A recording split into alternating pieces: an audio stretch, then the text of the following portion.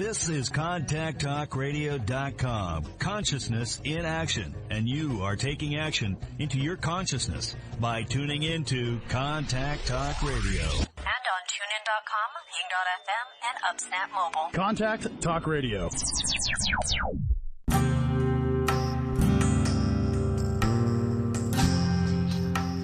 Welcome to Spiritual Psychic with Sarah Wiseman, where you'll learn how to unlock the secrets of spiritual intuition and your own psychic gifts. Here's Sarah.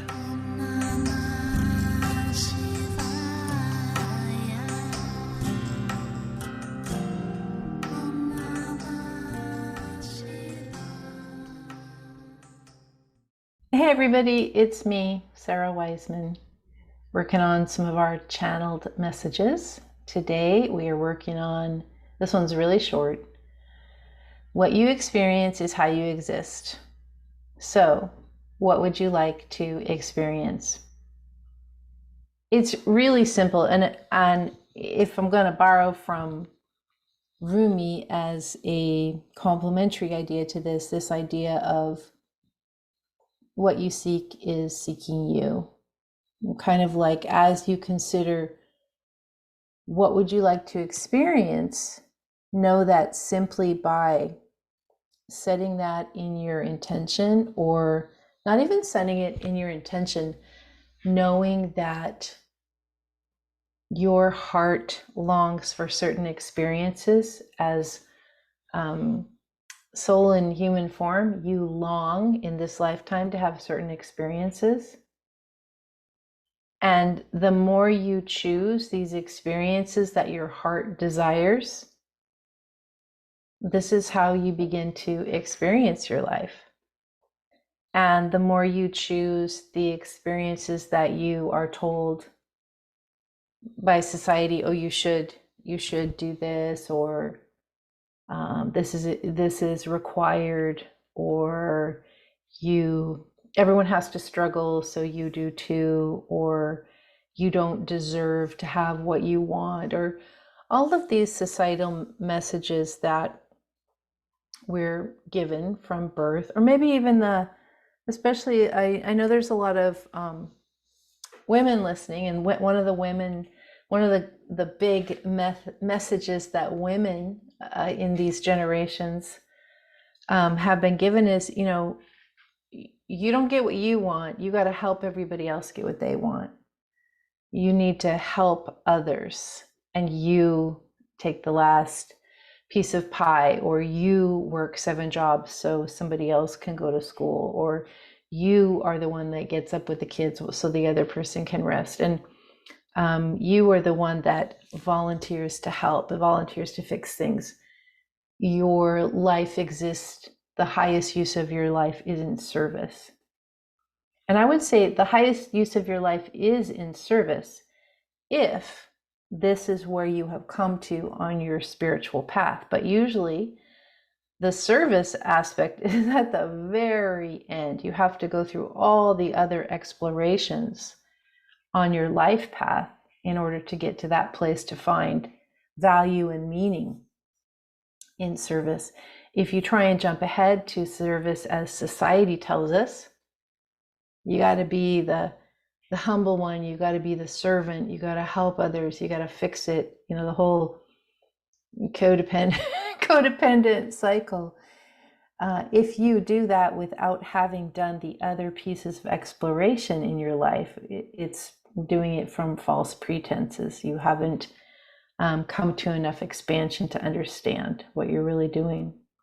So this question, what would you like to experience? And this is not really like making a bucket list. A bucket list seems to be more made up from the mind. And again, there's this sort of this should culture that exists.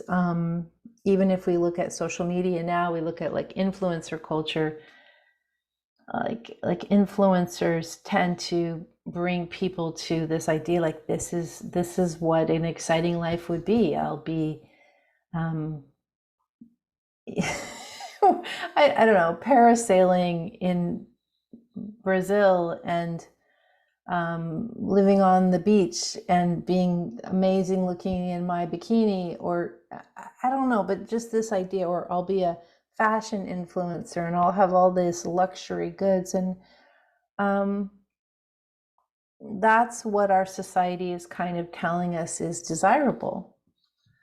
But I would guess if you're like most people who are real, most people who are rejecting the prescribed path of society, or most people who are rejecting the prescribed path of celebrity culture or social media culture, all those other ways that we're taught, we're the consumer culture. And if you start to kind of let go of that stuff, and then you start to pay attention to what really makes you happy, and it may be quite different than you thought. Like for me, I talk a lot about nature, and I'm not out there with crampons hiking big mountains. I'm just out there stepping to a neighborhood nature spot and noticing and looking like what's going on there.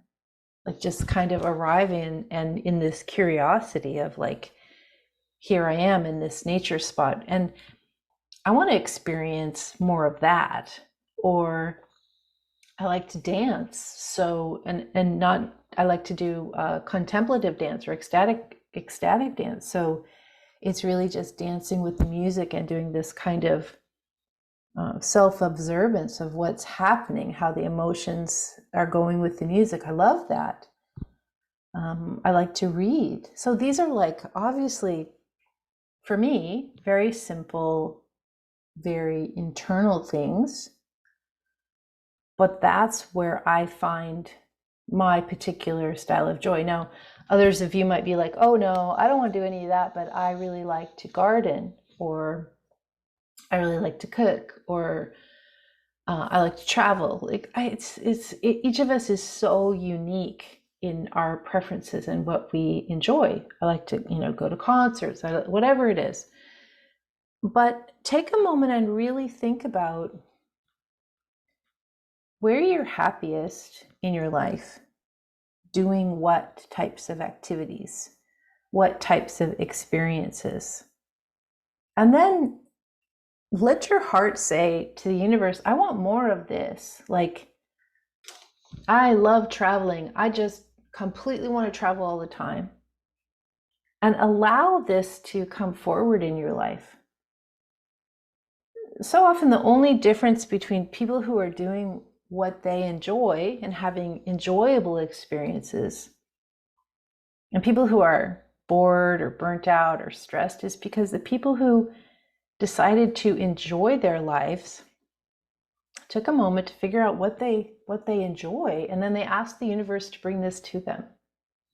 They set intention. What you seek is seeking you. It's already created for you. All you have to do is like, what do I love? What I love. And chances are good this is the stuff you loved as a kid. As a kid, there was me dancing in the basement, reading books, and trudging around in nature. It hasn't changed that much. Your unique personality probably has already shown you clearly what it is you truly love. What you experience is how you exist. So what would you like to experience? I'm Sarah Wiseman. You will find me at sarahwiseman.com.